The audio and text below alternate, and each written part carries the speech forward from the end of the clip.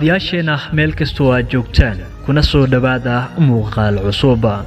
waa mid ka mid ah kuwa ugu caansan gudaha dalka India ahna shabeelkii hablaha isagoo yiri muuqoodu waa mid soo jeedasho leh laakiin qiyaanadooda ayaa ah mid aadan xakami karin inkastoo ahayd xilli walba midii ka talin jirtay farxadeeda laakiin qiyaanadeeda ayaa ah mid aan ilaa hadda ka bogan lahayn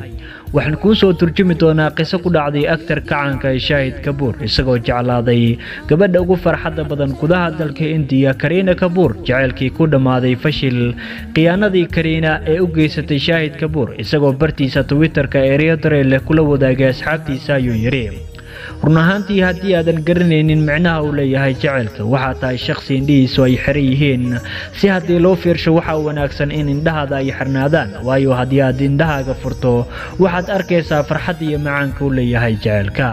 laakiin gabagabada ayaa ah mid ku dambeyn doonto murugo iyo inaad nacdo dunida aad hadda saaran tahay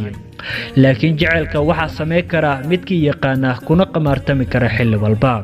haddaba waxaan ku soo gudbin doonaa wax walba ku aadan qisadaasi ku dhacday aktar kacanka Shahid Kapoor inta ugu gudagelin muuqaalka waxaan ka codsanaynaa inaad subscribe saarto channelkan sidoo kale aad la wadaagto asxaabtaada si aan u helno asxaab kala duwan sidoo kale like nagu dhiirigeli fikirkaaga qaybta hoose faallada nagu soo gudbi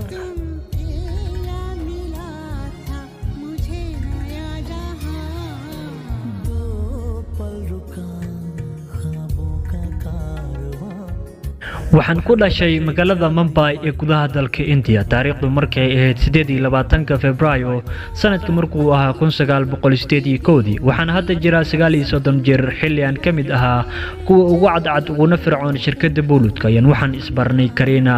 oo xilliga ahayd mid ku cusub shirkadda booludka markii aan isbarnay ayaan waxaan ka caawiyay wax walba ku saabsan aflaanta kadib waxaan noqonay saaxiibo si aad isugu dhow inkastoo aan anigu ahaa mid xiiseen jiray lahaa saabida hablaha laakiin Kareena ma aysan ahayn sida hablaha qaar oo kale oo waxay ahayd gabar jecel dadka kale inay farxad galiso Kareena saaxiibtinimo kadib waxaan dhaxmaray xiriir jecel xiriirka ayaa wuxuu ahaa midkii ugu horeeyay aan sameeyay waxaana ka helay farxad joogto ah markii aan wada joogno xilliyada kale aan kala maqanay waxaan ka wada hadli jirnay qadadka halka xilliyada qaar aan wada aadi jirnay meelaha lagu dalxiiso ee wada aadaan lamaanaha isjecel halka ayaan farxad ku soo qaadan jirnay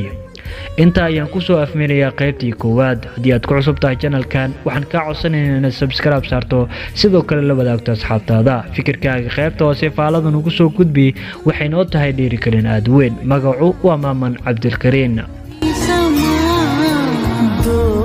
पल रुका ख्वाबों का कारवां और फिर चल दिए तुम कहाँ हम कहाँ दो पल की थी ये दिलों की दास्तां और फिर चल दिए